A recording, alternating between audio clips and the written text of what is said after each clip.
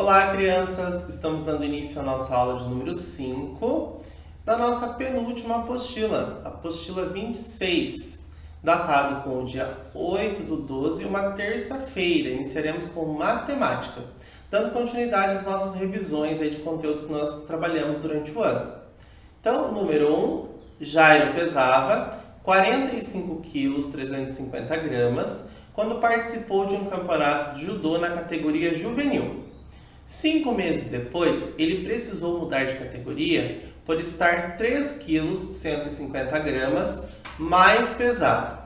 Quantos ele estava pesando imediatamente após a mudança de categoria? Então, pessoal, ele tinha um determinado peso e ele aumentou, né? Observe as duas informações aí no probleminha. Então, né, vocês vão fazer qual tipo de cálculo aí? A arma do lado, a operação, encontrado o resultado, assinala a alternativa correta, ok?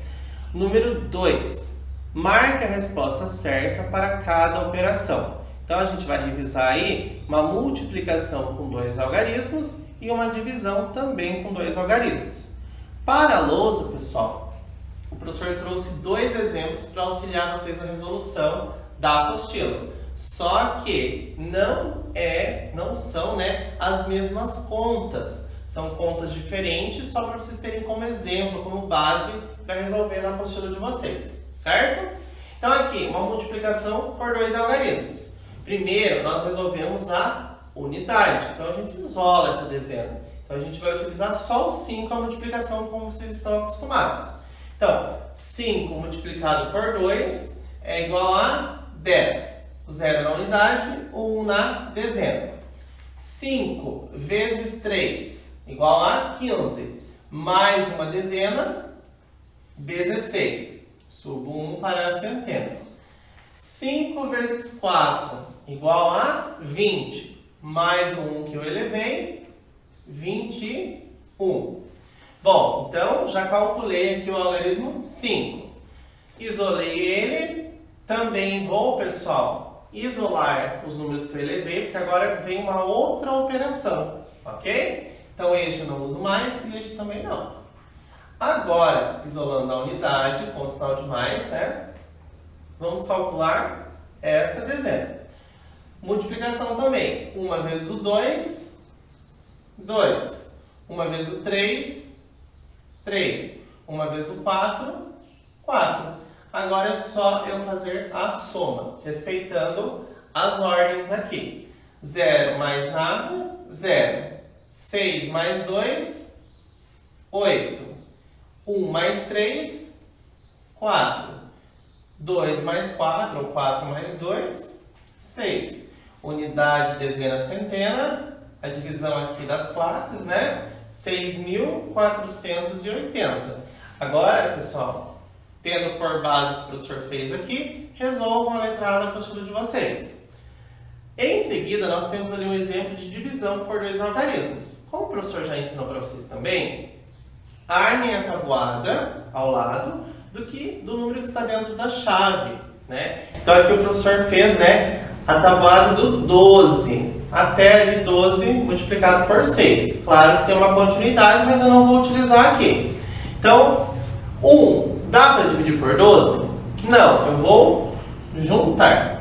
Então agora, 14, eu tenho a tabuada do 12? Não, mas eu tenho um número que se aproxima dele, que é o próprio 12. Então, 12 multiplicado por 1 é igual a 12. Para eu chegar no 14, então eu tenho lá 12, 13, 14, que é 2. 1 menos 1, 0. Baixou 4. Agora eu vou calcular 24 dividido por 12. Então, pessoal, 24 dividido por 12, tem 24 na tabuada do 12? Sim. Olha aqui, ó. Então, 12 vezes o 2 é igual a 24. Para se chegar no 24, igual a 0. Ok? Então aqui, pessoal, vocês têm a base, né, das operações multiplicação e divisão por 2 algarismos, ok? Agora façam na apostila de vocês aí. Dando continuidade, então, vamos para o número 3. Resolva as expressões abaixo. Letra A e temos também a letra B. Lembrando que é um conteúdo recente que nós estudamos, né? O que vocês vão fazer? Primeiro, quando eu não tenho parênteses, eu resolvo lá multiplicação e divisão. Depois, adição e subtração, ok? Seguindo a ordem das expressões. E quando eu tenho parênteses, eu resolvo primeiro o que está entre parênteses, repito o que está fora, certo? Depois de eliminar os parênteses, daí eu vou seguir a minha ordem, ok? Número 4, pessoal. A soma de 3 números é 9.382. O primeiro deles é 2.853 e o segundo é 3.869. Qual é o último número? Então, para fazer, pessoal, essa situação problema, acompanhe com o professor aqui na lousa.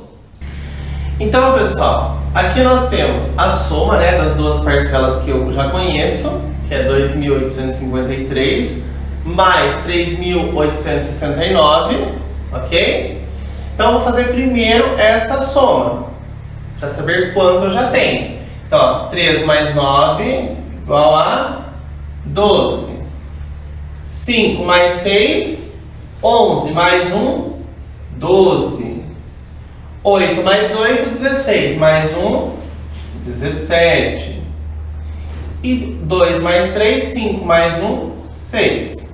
1, 2, 3, unidade, dezena, centena. Divido aqui a classe. Bom, então eu encontrei o valor que eu já sei. Total que eu já sei. Só que o probleminha quer saber o valor da minha terceira parcela da minha adição lá. Então eu vou pegar o total menos, né, o que eu já tenho, que eu vou descobrir então o valor da terceira parcela, ok? Dando continuidade então, pessoal, não esqueça, né, de registrar a resposta como uma situação problema. Qual o último número? O último número registrem dentro do espaço aí, deixando os cálculos armados, certo? Número 5. Uma pesquisa feita na escola envolvendo 100 alunos apontou que 25% deles usam óculos. Quantos alunos, então, usam óculos? Bem fácil, pessoal. Então, como eu estou trabalhando ali com o parâmetro de 100 alunos, 25% deles usam óculos. Em número aí, qual vai ser a quantidade? Ok? E a número 6, a tabela abaixo mostra em porcentagem os meios de locomoção usados pelos alunos de uma escola. São 1.000 alunos e cada um utiliza apenas um meio de locomoção. A pé, 50%, bicicleta, 20%, ônibus, 25% e carro, 5%. Quantos alunos vão a pé para a escola? Então, se vocês voltarem no probleminha na tabela, eu sei que são 1.000 alunos. 50% deles vão a pé, ou seja, metade de 1.000 vão a pé. Metade de 1.000 é quanto? Só marcar a alternativa correta ali, ok? Então, essas foram as nossas atividades de hoje, espero que vocês tenham compreendido. Se restou alguma dúvida, entre em contato com o professor de vocês, lá no grupo da turma, no grupo de estudos. Até a nossa próxima aula.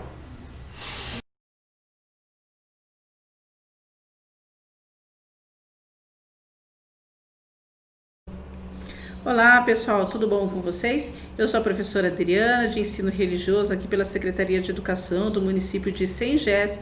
Estou aqui na nossa 26ª apostila, olha que bacana! Quanto trabalho que vocês já realizaram, não é verdade? Então, hoje nós vamos falar um pouquinho mais aí sobre textos sagrados. Agora nós vamos falar sobre o Pai Nosso, uma oração conhecida por todos, por todas as religiões praticamente, ou boa parte delas. E eu convido vocês a pegarem a apostila e acompanhar a leitura, tá bom?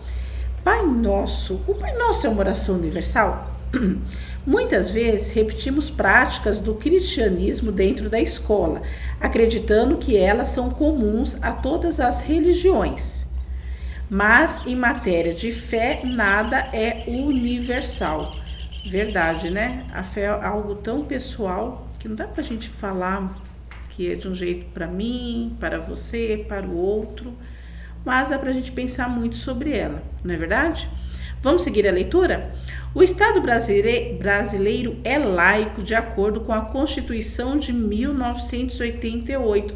Olha lá, vocês já estudaram isso, lembra? Lembra que é ensino laico? Laico sem olhar, quem lembra? Eu acho que vocês, às vezes a gente até não consegue produzir uma resposta imediata, mas a gente já sabe mais ou menos, né? Então a gente vai reforçar para ninguém esquecer. Isso significa que não temos uma religião oficial. Lembra que teve mudança na Constituição? Então, aqui no Brasil, a gente não tem uma religião oficial. Pode ter até alguma que predomine, mas a gente não pode dizer que ela é a religião do nosso país. No caso brasileiro, o Estado não pode promover uma religião, não pode destacar uma religião. Suas instituições públicas, como escola, hospitais, câmaras de senadores, o Congresso Nacional, por consequência, também não. Então, repartição pública é diferente. Uma coisinha que a gente tem que ressaltar é o seguinte: uma escola ou um hospital que tenha uma denominação religiosa. Então, vamos pegar uma escola a escola presbiteriana, uma escola católica. Aí é diferente.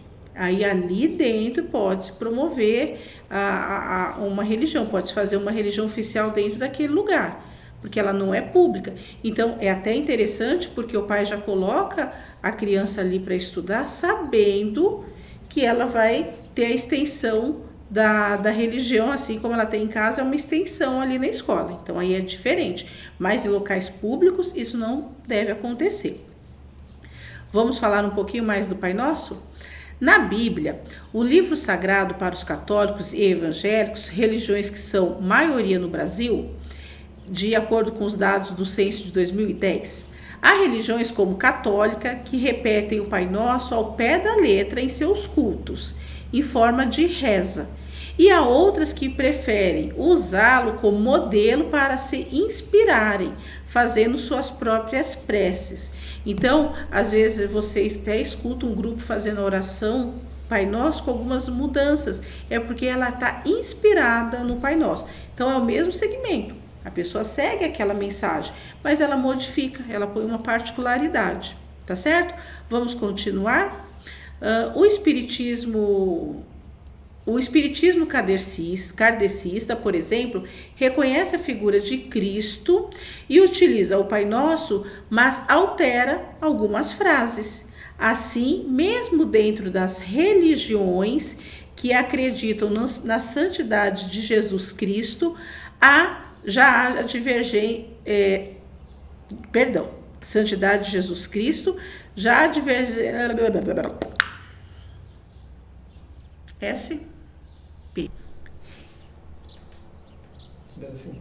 Então vamos falar um pouquinho mais do Pai Nosso. Olha lá, na Bíblia, livro sagrado para os católicos e evangélicos, religiões que são maioria no Brasil, de acordo com os dados do censo de 2010, há religiões, como a católica, que repetem o Pai Nosso ao pé da letra, em seus cultos, em forma de reza. E há outras que preferem usá-lo como modelo para se inspirarem, fazendo suas próprias preces.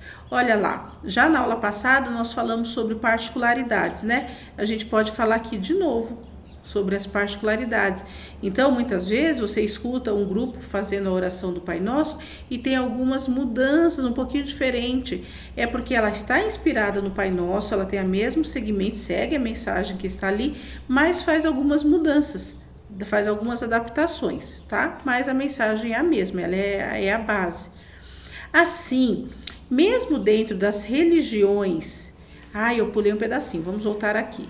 E há outras que preferem usar como modelo de inspiração. Ok. O espiritismo kardecista, por exemplo, reconhece a figura de Cristo e utiliza o Pai Nosso, mas altera algumas frases. Assim, mesmo dentro das religiões que acreditam na santidade de Jesus Cristo, já há divergência sobre o uso do Pai Nosso nos cultos. E mesmo sobre que passagens que estão ou não nessa oração. A mesma coisa com a Bíblia.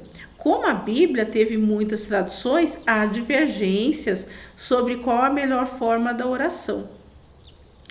Como a oração do Pai Nosso está presente na grande maioria das famílias do nosso município, é comum a recitação dessa oração antes da aula, dos encontros para estudos dos professores, reuniões e outros momentos em que esta oração une as diferentes culturas religiosas e simboliza o agradecimento por tantos acontecimentos importantes na vida das pessoas.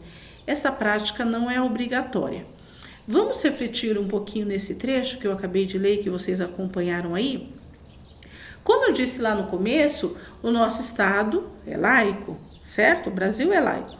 Porém, como o nosso município é um município relativamente pequeno e que nós sabemos que a grande maioria das pessoas tem como hábito rezar o Pai Nosso, passou a ser uma prática cultural, passou a ser comum nesses momentos, como foi descrito aqui, em reuniões, antes de começar a aula, fazer essa oração, tá? Claro que ninguém vai obrigar o aluno ou o professor a realizar, porém, é um momento que simboliza o agradecimento por tantos acontecimentos importantes da nossa vida.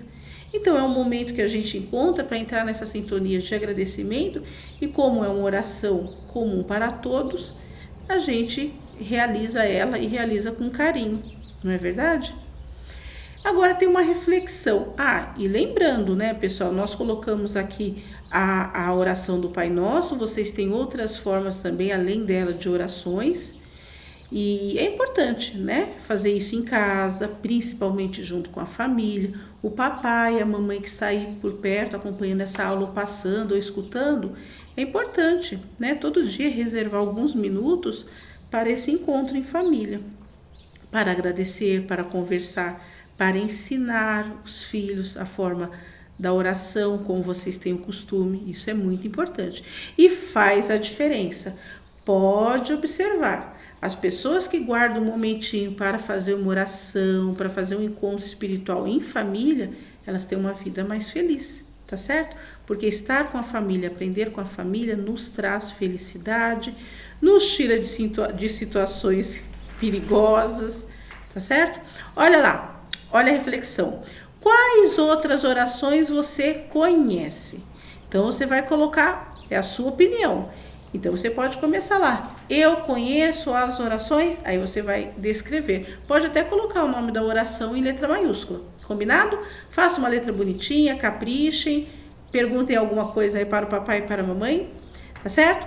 Pessoal, uma boa aula aí para vocês. Bons estudos e até a semana que vem. Tchau!